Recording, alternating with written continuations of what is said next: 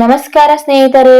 ಓಂ ಸಾಯಿರಾಮ್. ಶಿರಡಿ ವಾಸಾಯ ವಿದ್ಮಹೆ ಸಚಿದಾನಂದಾಯ ಧೀಮಹಿ ತನ್ನೋ ಸಾಯಿ ಪ್ರಚೋದಯಾತ್. ಸ್ನೇಹಿತರೆ, ಇವತ್ತಿನ ವಿಡಿಯೋ ವಿಶೇಷತೆ ಏನೆಂದರೆ, ಸಚ್ಚರಿತೆಯ ಮೂಲಕ ನಮ್ಮ ಎಲ್ಲಾ ಸಮಸ್ಯೆಗಳಿಗೆ ಹೇಗೆ ಪರಿಹಾರ ಕಂಡುಕೊಳ್ಳೋದು, ಯಾವ ಅಧ್ಯಾಯ ಓದಿದ್ರೆ ನಮ್ಮ ಯಾವ ಸಮಸ್ಯೆಗಳು ಬಗೆಹರಿಯುತ್ತೆ ಅನ್ನೋದನ್ನ ಇವತ್ತು ನಾನು ತಿಳಿಸಿಕೊಡೋದಕ್ಕೆ ಹೊರಟಿದ್ದೀನಿ ಸ್ನೇಹಿತರೆ. ಹಾಗಾದ್ರೆ ಹೆಚ್ಚಿನ ಟೈಮ್ ನ ವೇಸ್ಟ್ ಮಾಡದೆ ಇವತ್ತಿನ ಸಾಯಿ ಸಚ್ಚರಿತೆಯಲ್ಲಿ ಬರ್ತಕ್ಕಂತಹ ಯಾವ ಅಧ್ಯಾಯವನ್ನ ಓದಿ ನಮ್ಮ ಸಮಸ್ಯೆಗಳನ್ನ ಬಗೆಹರಿಸಿಕೊಳ್ಳೋದು ಅನ್ನೋದನ್ನ ತಿಳಿದುಕೊಳ್ಳೋಣ ಬನ್ನಿ ಸ್ನೇಹಿತರೆ. ಸಾಯಿ ಸಚ್ಚರಿತೆಯಲ್ಲಿ ಪ್ರತಿ ಅಧ್ಯಾಯಕ್ಕೂ ಒಂದು ವಿಶೇಷ ಮಹತ್ವ ಇದೆ. ಬಾಬಾ ತಾನೇ ಹೇಳಿದ್ದು, ನನ್ನ ಕಥೆಗಳ ಪಠಣದಿಂದ ಸಂಕಷ್ಟಗಳು ದೂರವಾಗುತ್ತವೆ, ಶಾಂತಿ ಸಂಪತ್ತು ದೊರಕುತ್ತವೆ. ಆದ್ದರಿಂದ ಸಂಪೂರ್ಣ ಪುಸ್ತಕವನ್ನೇ ಭಕ್ತಿಯಿಂದ ಓದುವುದು ಶ್ರೇಷ್ಠ. ಆದರೆ ವಿಶೇಷ ಸಮಸ್ಯೆಗಳಿಗೆ ಆ ವಿಶೇಷ ಅಧ್ಯಾಯಗಳನ್ನು ಓದಲು ಹೇಳಲಾಗಿದೆ. ಸಾಮಾನ್ಯ ಸಮಸ್ಯೆಗಳು ಅಥವಾ ಅಧ್ಯಾಯಗಳ ಮೂಲಕ ತಿಳಿಸಿಕೊಡಲು ಹೊರಟಿದ್ದೇನೆ ಸ್ನೇಹಿತರೆ. ರೋಗ ನಿವಾರಣೆ ಅಥವಾ ಆರೋಗ್ಯ ಸಮಸ್ಯೆಗೆ ಅಧ್ಯಾಯ 13, 33 ಇದನ್ನ ನೀವು ಓದೋದ್ರಿಂದ ನಿಮ್ಮ ಆರೋಗ್ಯ ಸಮಸ್ಯೆ ಬಗೆಹರಿಯುತ್ತೆ ಸ್ನೇಹಿತರೆ. ಸಂತಾನ ಪ್ರಾಪ್ತಿಗೆ ಅಧ್ಯಾಯ 36, 37ನೇ ಅಧ್ಯಾಯ ಓದೋದು ಮುಖ್ಯವಾಗಿದೆ. ಆರ್ಥಿಕ ತೊಂದರೆ ಇದ್ದರೆ, ಸಾಲ ನಿವಾರಣೆ ಆಗಬೇಕಿದ್ದರೆ ಅಧ್ಯಾಯ 18, 19, 29 ಈ 3 ಅಧ್ಯಾಯಗಳನ್ನ ಓದೋದ್ರಿಂದ ನಿಮ್ಗೆ ಆರ್ಥಿಕ ಸಮಸ್ಯೆ, ಸಾಲ ನಿವಾರಣೆ ಏನೇ ಇದ್ರು ಕ್ಲಿಯರ್ ಆಗುತ್ತೆ ಅಂತ ಇಲ್ಲಿ ಹೇಳ್ತಿದ್ದಾರೆ. ಶತ್ರು ಅಥವಾ ದುಷ್ಟರಿಂದ ರಕ್ಷಣೆ ಬೇಕು ಅಂತಂದ್ರೆ ಅಧ್ಯಾಯ 23, 44ನೇ ಅಧ್ಯಾಯ ಓದೋದು ಮುಖ್ಯವಾಗಿದೆ. ಮಾನಸಿಕ ಶಾಂತಿ, ಭಯ ನಿವಾರಣೆ ಆಗಬೇಕಿದ್ದರೆ ಅಧ್ಯಾಯ 11, 28 ಅಧ್ಯಯನ ಓದಬೇಕಾಗಿದೆ. ವಿದ್ಯಾಭ್ಯಾಸದಲ್ಲಿ ಅಥವಾ ಅಧ್ಯಯನದಲ್ಲಿ ಯಶಸ್ಸು ಸಿಗಲು ಅಧ್ಯಾಯ 31 ಓದಬೇಕಾಗಿದೆ ಸ್ನೇಹಿತರೆ. ಉದ್ಯೋಗ ಅಥವಾ ವೃತ್ತಿ ಜೀವನ ಸುಧಾರಣೆಗೆ ಅಧ್ಯಾಯ 25, 51 ಈ 2 ಅಧ್ಯಾಯಗಳನ್ನ ಓದೋದ್ರಿಂದ ನಿಮ್ಮ ವೃತ್ತಿ ಜೀವನದಲ್ಲಿ ಅಥವಾ ಉದ್ಯೋಗದಲ್ಲಿ ಏನೇ ಸಮಸ್ಯೆ ಆಗ್ತಿದ್ರು, ಜಾಬ್ ಸಿಕ್ತಿಲ್ಲ ಅಂದ್ರೆ ಜಾಬ್ ನಲ್ಲಿ ಏನೇ ಸಮಸ್ಯೆ ಇದ್ರು ಸುಧಾರಿಸುತ್ತೆ ಅಂತ ಇಲ್ಲಿ ಹೇಳ್ತಿದ್ದಾರೆ. ಸಂತೋಷಕರ ದಾಂಪತ್ಯ ಜೀವನಕ್ಕಾಗಿ ಅಧ್ಯಾಯ 21, 32ನೇ ಅಧ್ಯಾಯ ಓದೋದು ನಿಮಗೆ ಒಳ್ಳೆ ಫಲಿತಾಂಶನ ನೀಡುತ್ತೆ ಅಂತ ಇಲ್ಲಿ ಹೇಳ್ತಿದ್ದಾರೆ. ಆಧ್ಯಾತ್ಮಿಕ ಪ್ರಗತಿ, ಭಕ್ತಿ ಹೆಚ್ಚಿಸಲು ಅಧ್ಯಾಯ 10, 26, 27 ನೀವು ಓದಬೇಕಾಗುತ್ತದೆ ಸ್ನೇಹಿತರೆ. ಸಂತಾನಕ್ಕೆ ಮದುವೆ ಆಗುವುದಕ್ಕೆ 6ನೇ ಅಧ್ಯಾಯ ಓದುವುದು ವಿಶೇಷವಾಗಿದೆ ಸ್ನೇಹಿತರೆ. ಅಧ್ಯಾಯ 11 ಬಾಬಾ ಭಕ್ತರ ಆಸೆ ಆಕಾಂಕ್ಷೆಗಳನ್ನು ನೆರವೇರಿಸುವ ಶಕ್ತಿ ಹೊಂದಿದ್ದಾರೆ ಎಂದು ತಿಳಿಸುತ್ತದೆ.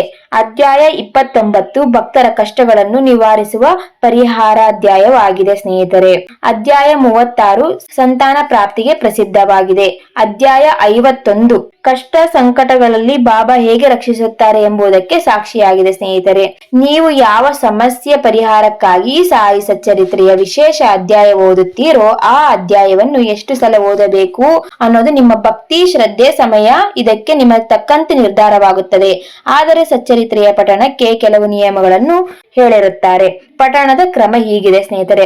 ಒಮ್ಮೆ ಓದುವುದರಿಂದ ಫಲ ಸಿಗುತ್ತದೆ, ಆದರೆ ನಿರಂತರ ಪಠಣ ಮಾಡಿದರೆ ಅದು ಶೀಘ್ರದಲ್ಲಿ ಫಲ ನೀಡುತ್ತದೆ ಸ್ನೇಹಿತರೆ.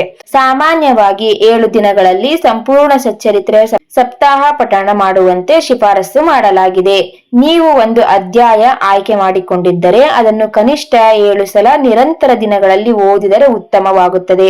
11 ಅಥವಾ 21 ಸಲ ಓದಿದರೆ ಇನ್ನೂ ಹೆಚ್ಚು ಶ್ರೇಷ್ಠ ಫಲ ದೊರೆಯುತ್ತದೆ ಸ್ನೇಹಿತರೆ. ಕೆಲವರು 40, 100 ದಿನ ನಿರಂತರ ಓದುವುದರಿಂದ ಅದ್ಭುತ ಅನುಭವ, ಶೀಘ್ರ ಫಲ ಹಾಗೂ ಅತ್ಯದ್ಭುತವಾದಂತಹ ಅನುಭವವಾಗುತ್ತದೆ. ಮಿರಾಕಲ್ ಪವಾಡ ಅನ್ನೋದು ನಡೆಯುತ್ತದೆ. ಅದು ಯಾವಾಗ 40ರಿಂದ 100 ದಿನ ರಿಪೀಟೆಡ್ ಓದೋದ್ರಿಂದ ಅಷ್ಟು ಅದ್ಭುತವಾಗಿರ್ತಕ್ಕಂಥ ಫಲ ಸಿಗುತ್ತೆ ಅಂತ ಇಲ್ಲಿ ಹೇಳ್ತಿದ್ದಾರೆ ಸ್ನೇಹಿತರೆ. ಓದಿದ ಮೇಲೆ ಬಾಬಾರಿಗೆ ದೀಪ ಬೆಳಕಬೇಕು. ಪ್ರಾರ್ಥನೆ, ಆರತಿ ಮಾಡುವುದು ಬಹಳ ಮುಖ್ಯವಾಗಿರುತ್ತದೆ. ಸದಾ ಬಾಬಾರ ಕುರಿತು ಯೋಚಿಸುತ್ತಲೇ ಇರಬೇಕು. ನಕಾರಾತ್ಮಕ ಜನ, ವಾತಾವರಣ ಇದ್ದರೂ ತಾಳ್ಮೆ, ನಂಬಿಕೆಯಿಂದ ಇರಬೇಕಾಗುತ್ತದೆ. ನಂಬಿಕೆ ಎಷ್ಟು ಇರುತ್ತದೋ ಅಷ್ಟೇ ಒಳ್ಳೆಯ ಫಲ ಕಾದಿರುತ್ತದೆ. ಕೆಲವೊಂದು ಬಾರಿ ಪೂಜಾ, ವ್ರತ ಆಚರಣೆ ಮಾಡಿದರೂ ಫಲ ಶೀಘ್ರ ದೊರೆಯುವುದಿಲ್ಲ. ಆದರೆ ಸರಿಯಾದ ಸಮಯದಲ್ಲಿ ಅದ್ಭುತ ಫಲ ಸಿಕ್ಕೇ ಸಿಗುತ್ತದೆ ಸ್ನೇಹಿತರೆ, ತಾಳ್ಮೆ ವಹಿಸಿದರೆ ಮಾತ್ರ. ಮುಖ್ಯ ಸಂಗತಿ ಏನೆಂದರೆ ಎಷ್ಟು ಸಲ ಓದಬೇಕು ಅನ್ನುವುದಕ್ಕಿಂತಲೂ ಶ್ರದ್ಧೆ ಮತ್ತು ಸಬೂರಿ, ತಾಳ್ಮೆ ಮತ್ತು ನಂಬಿಕೆ ಮುಖ್ಯವಾಗಿರುತ್ತದೆ. ನೀವು ಮನಸ್ಸಿನಿಂದ ಕೇಳಿದರೆ ಒಮ್ಮೆ ಓದಿದರೂ ಫಲ ಕೊಡುತ್ತಾನೆ.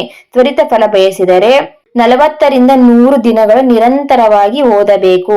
ಬಾಬಾರಿಗೆ ನೀವು ನಂಬಿಕೆಯಿಂದ ಮಾಡಿದ ಪ್ರಾರ್ಥನೆ ಎಂದಿಗೂ ವ್ಯರ್ಥವಾಗುವುದಿಲ್ಲ ಸ್ನೇಹಿತರೆ ತುಂಬಾನೇ ಸರಳವಾಗಿದ್ದಾವೆ.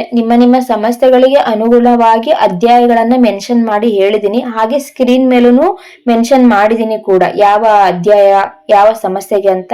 ಅದನ್ನ ನೀವು ಬರ್ಕೊಂಡು ತಪ್ಪದೆ ಪ್ರತಿದಿನ ಓದ್ರಿ. ಸತತ 3 ತಿಂಗಳು ನೀವು ಓದ್ರಿ, ನಿಮ್ಗೆ ಗೊತ್ತಾಗುತ್ತೆ ಅದ್ರ ಫಲಿತಾಂಶ ಹೇಗಿರುತ್ತೆ ಅಂತ. ಆಮೇಲೆ ಮುಖ್ಯವಾಗಿ ಹೇಳೋದು ಏನು ಅಂತಂದ್ರೆ, ಮೆನ್ಷನ್ ಮಾಡಿದರೆ ಇದ್ರೊಳಗಡೆ, ನೀವೇ ಕೇಳಿಸ್ಕೊಂಡಿದ್ದೀರಿ ಕೂಡ, ನಿಮ್ಗೆ ಸಮಸ್ಯೆಗಳು ಏನೇ ಇದ್ರು ನೀವು ಬಾಬಾರವ್ರ ಕುರಿತೇ ಧ್ಯಾನ ಮಾಡ್ಬೇಕು. ಬಾಬಾರವ್ರ ಕುರಿತೇ ನಿಮ್ ಶರಣಾಗತಿ ಹೊಂದಬೇಕು. ನೀವು ಅವರಿಗೆ ಶರಣಾಗತಿ ನೀಡ್ಬೇಕು. ನೀವೇ ಎಲ್ಲ, ನಿಮ್ಮಿಂದನೇ ಎಲ್ಲ. ಹಾಲಲ್ಲಾದ್ರೂ ಹಾಕಿರಿ, ನೀರಲ್ಲಾದ್ರೂ ಹಾಕಿ, ನೀವೇ ನೋಡ್ಕೊಳ್ರಿ ಅಂತ ಅನ್ಬೇಕು. ನೀವು ಹಿಂಗೆ ಶರಣಾಗಿ ನೀವು ಸಚ್ಚರಿತೆ ನಿಮ್ಮ ಸಮಸ್ಯೆಗಳಿಗೆ ಅನುಗುಣವಾಗಿ ಸಚ್ಚರಿತೆ ಅಧ್ಯಯನ ಆಯ್ಕೆ ಮಾಡ್ಕೊಂಡು ನೀವು ಓದ್ತಾ ಬಂದ್ರಿ, ನಿಮ್ಗೆ ಫಲ ಸಿಕ್ಕೇ ಸಿಗುತ್ತೆ. ಉದಾಹರಣೆಗೆ ಸಾಕಷ್ಟು ಜನ, ನಮ್ದು ಗ್ರೂಪ್ ಇದೆ, ಇಂಟ್ರೆಸ್ಟ್ ಇದೆ ಜಾಯಿನ್ ಆಗ್ಬಹುದು. 100 ದಿನದ ಪಾರಾಯಣ ನಾವು ಮಾಡಿಸ್ತಾ ಇದೀವಿ ಸ್ನೇಹಿತರೆ. ನಿಮ್ಗೆ ಇಂಟ್ರೆಸ್ಟ್ ಇದ್ರೆ ಜಾಯಿನ್ ಆಗಬಹುದು. ಕೆಳಗಡೆ ಡಿಸ್ಕ್ರಿಪ್ಷನ್ ನಲ್ಲಿ ಲಿಂಕ್ ಕೊಟ್ಟಿರ್ತೀನಿ, ವಾಟ್ಸ್ಆಪ್ ಗ್ರೂಪ್ ಲಿಂಕ್. ಜಾಯಿನ್ ಆಗ್ರಿ.